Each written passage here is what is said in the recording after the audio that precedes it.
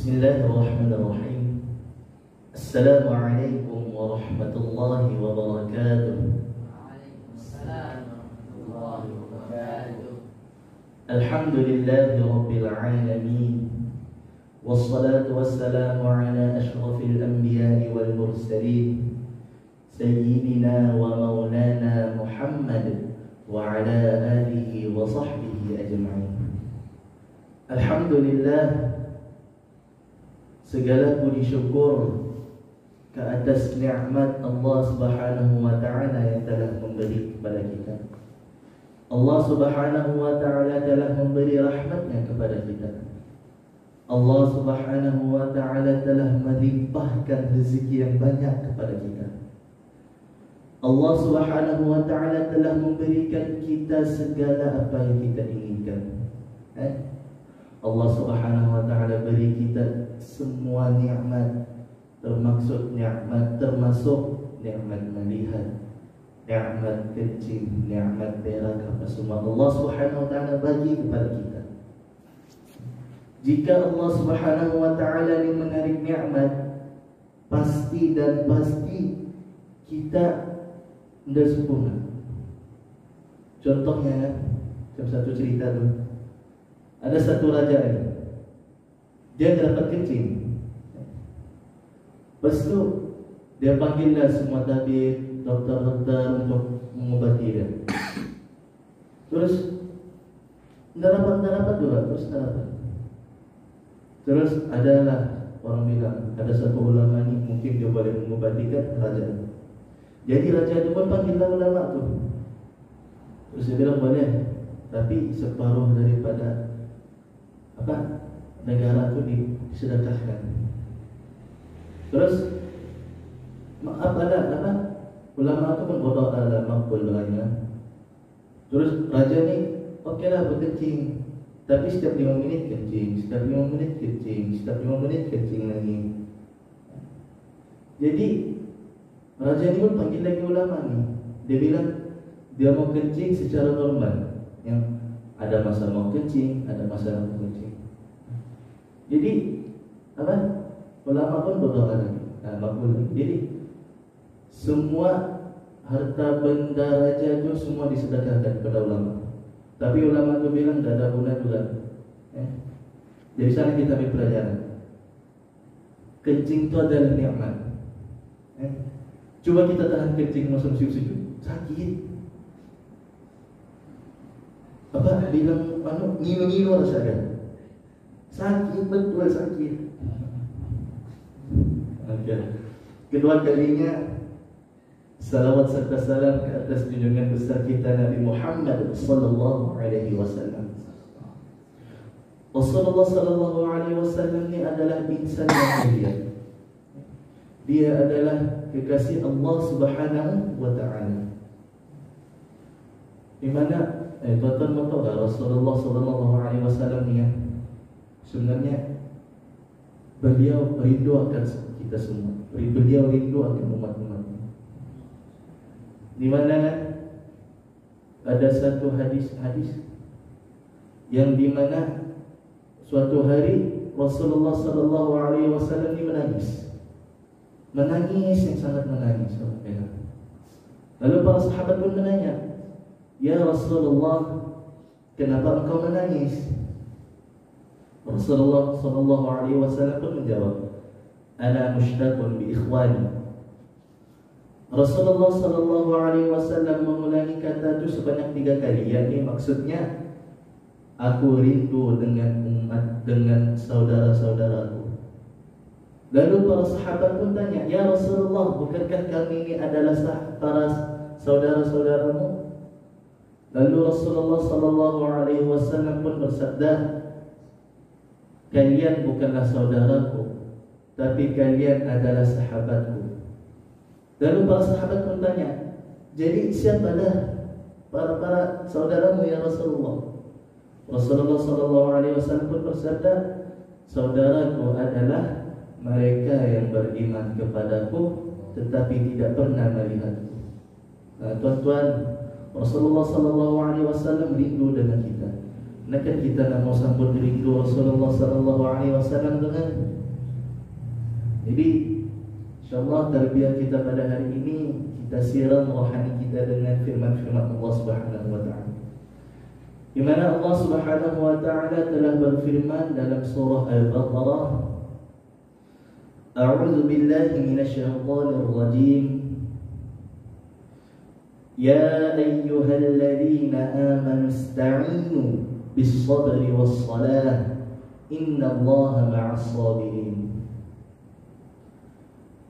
Yang lebih kurang mafhumnya, maksudnya, wahai orang-orang yang beriman, mintalah pertolongan, mintalah kalian pertolongan dengan sabar dan salat. Sesungguhnya Allah bersama-sama orang yang sabar.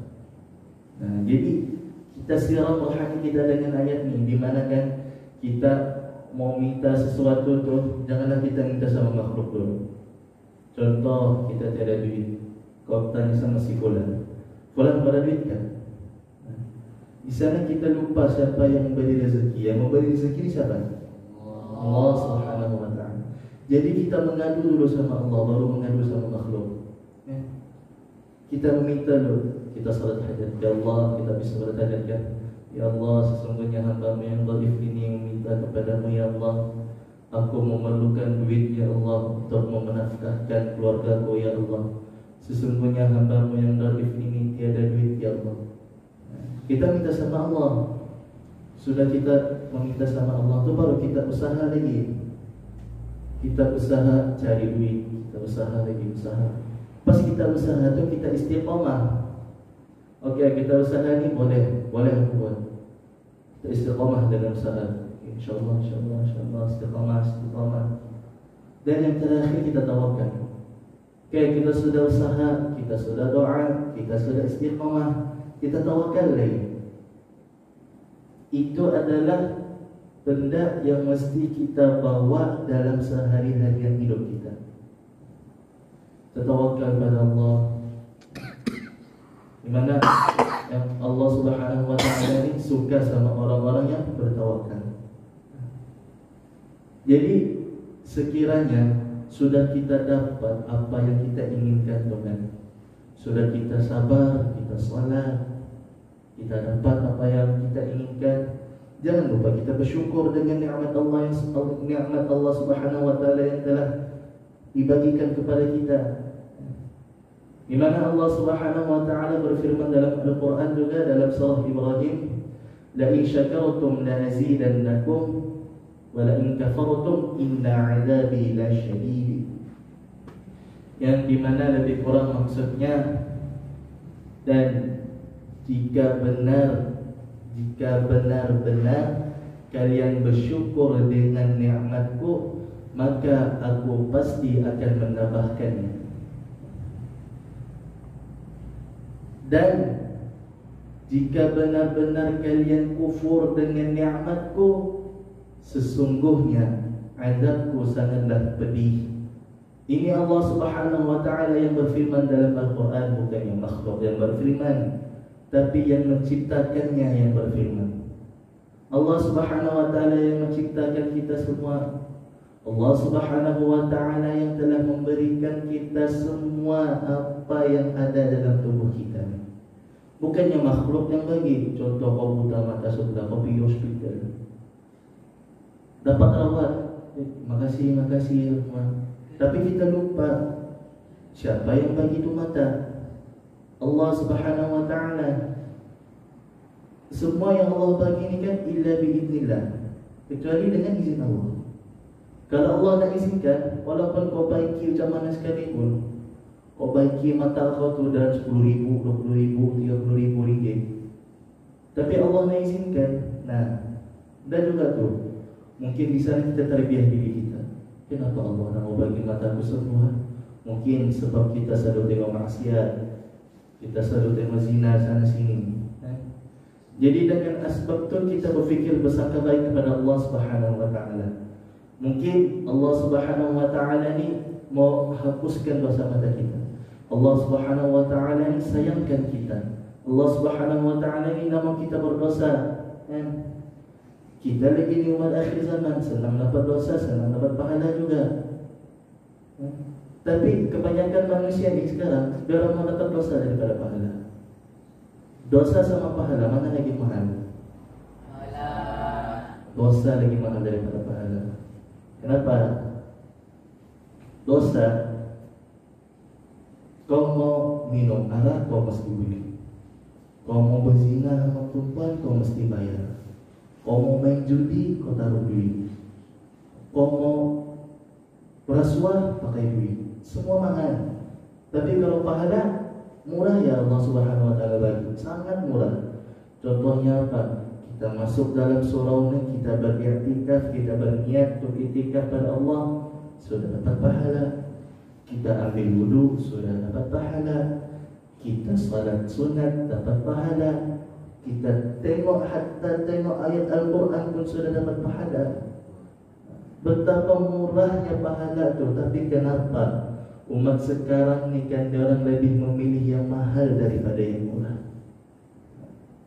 Di sini kita tarbiyah diri kita, di mana kita sudah sabar, kita sabar, kita salat, kita minta kepada Allah Subhanahu wa ta'ala dengan semua yang Allah Subhanahu wa ta'ala bagi tu kan, kita bersyukur lagi. Nah, hendak keuntung sudah tu. Cepat, jika Allah Subhanahu wa ta'ala pasti akan tambah nikmat kalau kita bersyukur dengan benar. Contohlah, kita makan ya, alhamdulillah makan sudah, kita bersyukur. Lepas tu Allah datang lagi makanan, nah itu kita syukur. Tapi kalau kita kufur dengan nikmat Allah ni, kita membazir, kita buang makanan kita main, kita apa semua. Nah tiba-tiba Allah dah bagi makanan, lepas tu marah-marah, kenapa tidak makanan yang masih nak masak apa? Bukan salah maji, itu kamu kufur dengan nikmat Allah Subhanahu wa ta'ala tu. Kamu dah bersyukur. Dan Allah Subhanahu wa ta'ala yang berfirman dalam Al-Quran, sungguh jika benar-benar kalian kufur dengan nikmatku, sungguhnya azabku sangatlah pedih. Nah, apalagi di yaumul qiyamah nanti, di yaumul akhirah, kan? Semua apa yang telah kita lakukan di dunia ini pasti akan diperhitungkan Allah Subhanahu wa ta'ala di hari akhirat kelak. Nah, jadi dari sinilah, dari sekaranglah kita bercucuk tanam. Kita bercucuk tanam pahala kita. Hasilnya nanti kita petik masa di hari akhirat. Allah Subhanahu wa ta'ala akan tayangkan nanti di padang mahsyar segala apa yang kita lakukan di dunia. Allah Subhanahu wa ta'ala tayangkan, macam contoh kita pakai projector, kita tayangkan video apa semua, itu bayangan. Pada mahsyar ramai orang melihat, bukannya 1 juta 2 juta. Daripada zaman Nabi Adam sampai sekarang berapa ribu tahun, puluh ribu tahun, mungkin juta tahun dari sudah. Ramai yang melihat. Kalau baik kita punya amal, alhamdulillah. Tapi kalau buruk amal kita, tak kau malu tu masih sana. Jadi InsyaAllah lah apa yang dinasihati ini kita masukkan dalam hati. Janganlah keraskan hati itu seperti batu. Tapi batu pun boleh kikis batu. Ya kita tengok batu dekat jalan-jalan tu, kalau titik air, hilang dia batu, hilang lama-lama berlubang. Nak tahu lah, mungkin hati itu bukan dari batu kali, dari besi. Tapi besi pun berkarat kalau kena air. Tak tahulah hati itu dibuat daripada apa kalau begitu. Allah Subhanahu wa ta'ala berfirman lagi dalam Al-Quran, lahum qulubun la yafqahuna biha. Mereka mempunyai hati tapi tidak mau terima apa yang dinasihati, apa yang telah diberi. Keras. Lepas tu Allah Subhanahu wa ta'ala berfirman lagi, walahum a'yunun la yubsiruna biha. Diberi mata tapi tidak mau melihat benda-benda yang Allah Subhanahu wa taala ciptakan ni. Yang benda-benda yang baik kita tengok, juga benda yang buruk. Apa tanya? Paha ayam sama paha ayam mana lagi makan? Paha ayam. Coba pergi kedai paha ayam satu kotak sudah 100. Tapi kalau paha ayam no, free je kita tengok. Modus lagi tu. Nak licin tu. Ui. Tutup mata kan bulu pokok masih mata. Itu kita tidak mensyukuri nikmat Allah. Lepas tu Allah Subhanahu wa taala berfirman lagi, walahum adhanun la yasma'una biha. Mereka diberikan telinga tapi namun tidak mendengar benda yang baik. Kita dengar juga benda-benda yang Allah. Kita dengar juga orang caci maki sana, menggibah, memfitnah. Di mana kita dengarlah firman-firman Allah, benda-benda yang baik, kita dengar salawat, kita dengar nasihat, kan? Mungkin dengan asbab benda yang kecil itu kita masuk syurga, kan? Mana tahu. Jadi apa yang dilakukan yang benar mauzen benar. Jadi apa yang baik itu datang daripada Allah, dan apa yang buruk itu datang daripada hamba yang dhaif ini. Hamba sangat lemah, yang maha kuasa itu hanyalah Allah Subhanahu wa taala. InsyaAllah apa yang dinasihati kita sama-sama ambil. Apa pepatah Melayu, buang yang keruh, ambil yang jernih. Segala nasihat yang diberi itu kalau ada yang buruk jangan masukkan hati, tapi kalau benda yang baik masukkan dalam hati. InsyaAllah. Wabillahi taufiq wal hidayah. Assalamualaikum warahmatullahi wabarakatuh.